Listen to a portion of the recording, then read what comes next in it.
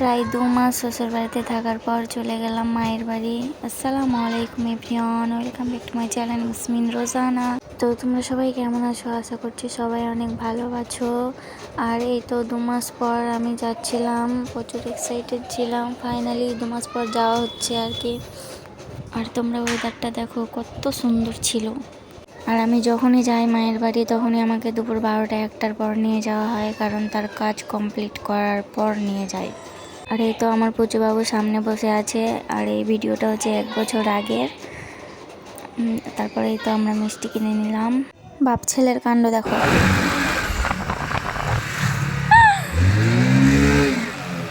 তো আমার পুচুবাবু বলছিল আমি গাড়ি চালাবো, তারপরে ওর বাবা হাত ছেড়ে দিয়েছিল। আর আমাকে এখানে প্রচণ্ড ভয় লাগছিল, কি বলবো। এখানে আমি আমার হাজব্যান্ডকে বলছিলাম যে 2 মাস পর তো যাচ্ছি, তো আমি অনেক দিন থাকবো।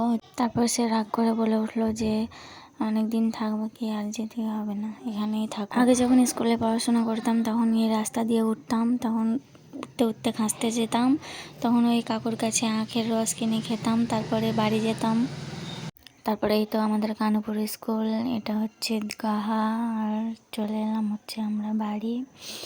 তারপরে তো আমার ছেলে বলছিল তাড়াতাড়ি চলো, কচু বাবুকে কোলে তুলে আবার নামিয়েও দিলাম। তারপর ভিতরে ঢুকে পড়লাম। আর ডিরেক্ট নাস্তার কোনো ব্যাপার থাকে না, নাস্তা করা থাকে, কিন্তু আমরা খাওয়ার জন্য যাই না, ওই তো 12টা-1টার দিকে যাই। তারপরে এই তো আমাদেরকে খাবার দাবার দিয়ে দিয়েছিল, পোলাও করেছিল। তারপর এখন দেখে খাওয়ার ইচ্ছা করছে, আর ও তো আমাকে ছেড়ে খাওয়া স্টার্ট করে দিয়েছে। তারপরে এই তো আমরা খাওয়া দাওয়া শেষ করে চলে গেলাম ছাদে। ছাদে গিয়ে দেখলাম ওরা যে টিকলি বম আর ছোট পিস্তল নিয়ে খেলা করছে। তারপর আমার হাজব্যান্ড একটু বাচ্চা বাচ্চা ভাব দেখাচ্ছিল আর কি ওটাকে দেখে। আর আমার ছেলে এখানে ভাঙা পাইপ নিয়ে খেলা করছিল। হাজব্যান্ড বাড়ি যাবে তার জন্য আর কি নিচে নামছিলাম। আর আলহামদুলিল্লাহ আজকের দিনটা খুব ভালো কাটলো। আমার ছেলে কোনো একটা কারণে রাগ করেছিল, সেই জন্য তার রাগ ভাঙাই। টাটা।